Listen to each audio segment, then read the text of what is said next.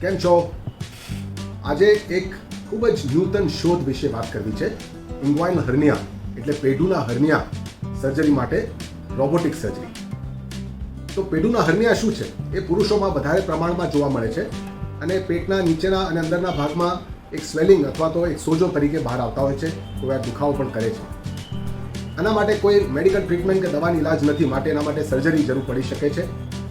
અને જે traditional surgery છે પહેલાંની, એમાં ઓપન સર્જરી હતી, જેમાં ઘણા બધા મોટા ચેકા આવે, સ્નાયુઓને કાપવા પડે, દુખાવો વધારે થાય, રક્તસ્રાવ વધારે થાય અને રિકવરીમાં ઘણો સમય લાગતો. પણ આ બધું હવે કમ્પ્લીટલી બદલાઈ ગયું છે.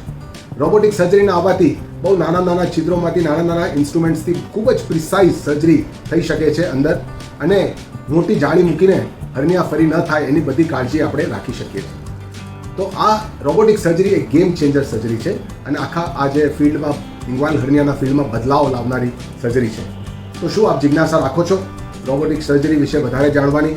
તો આપના સર્જન સાથે વાત કરો. જ્યારે પણ ઓપરેશનની જરૂર હોય પૂછો કે રોબોટિક્સથી થઈ શકે કે નહીં, અથવા આવો કાઇઝન હોસ્પિટલ અમદાવાદમાં અને આપના સર્જન સાથે વાતચીત કરી અને વધુ માહિતી મેળવી શકો છો. ધન્યવાદ.